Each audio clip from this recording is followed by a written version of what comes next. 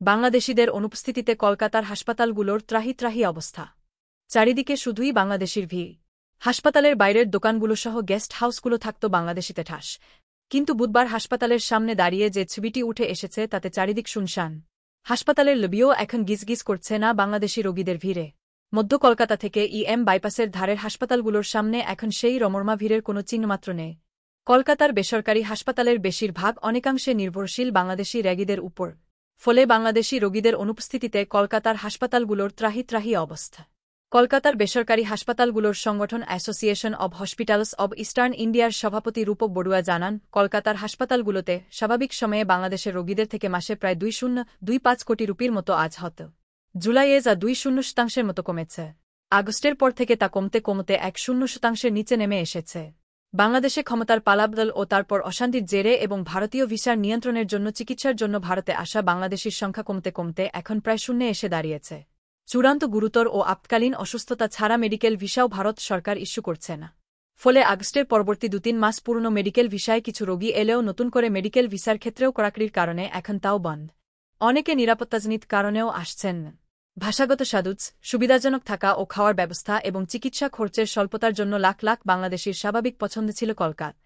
হার্টের অসুখ থেকে শুরু করে neurosurgery, cancer, paediatric surgery, urological সমস্যা, অর্থোপেডিক রিপ্লেসমেন্ট সার্জারি কিংবা বন্ধত্ব, সবকিছুর চিকিৎসাতেই বাংলাদেশিরা ঢাকার চেয়ে কলকাতাকে ভরসা করতেন বেশি।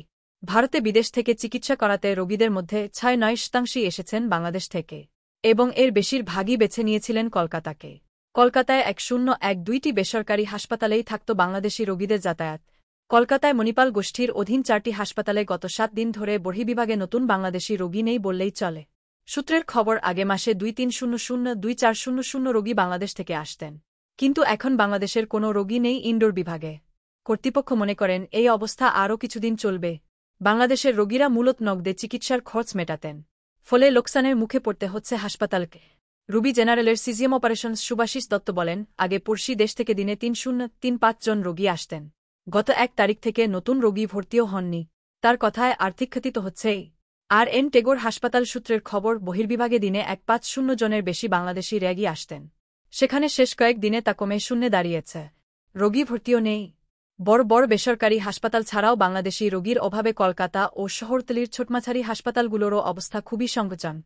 এই সব হাসপাতাল ও নার্সিং হোমের ব্যবসার বড় অংশ আসত বাংলাদেশের রোগীদের চিকিৎসা থেকে। ফলে নগদের অভাবে ভুগছে তার। নাম প্রকাশে অনিচ্ছুক এক নিউরোসার্জন জানান, বাংলাদেশের রোগীরা মূলত চিকিৎসা করান নগদে।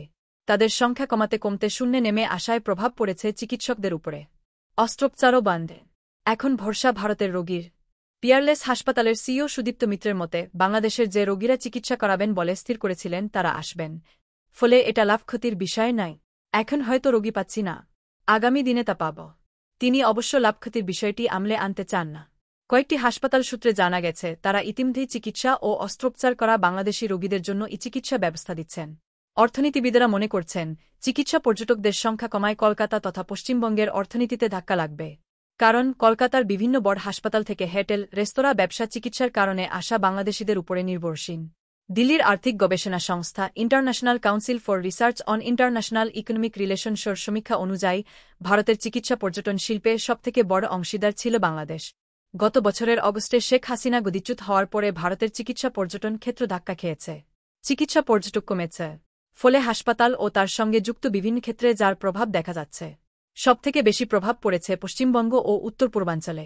কারণ এই সব অঞ্চলেই বাংলাদেশের সবচেয়ে বেশি চিকিৎসা পর্যটক আসেন। পরিসংখ্যান অনুযায়ী যে 10টি দেশ থেকে সবথেকে বেশি মানুষ ভারতে চিকিৎসা করাতে আসেন, তার মধ্যে বাংলাদেশ প্রথম।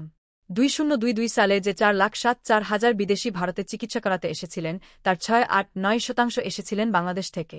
এর বাইরে বহু মানুষ সীমান্ত পেরিয়ে সীমান্তবর্তী স্বাস্থ্য কেন্দ্রে চিকিৎসা করিয়ে যান। বাংলাদেশের উপর নির্ভরতা কমাতে international Council for Research on International economic relations বেশ কিছু সুপারিশ করেছে। তাতে অন্যান্য দেশ থেকেও চিকিৎসা পর্যটন টানতে প্রয়োজনীয় পদক্ষেপ করার কথা বলা হয়েছে। গ্রন্থনা মহসিন আলী আঙ্গুর, সম্পাদক ও প্রকাশক, মুজিবনগর খবর.com, মেহেরপুর।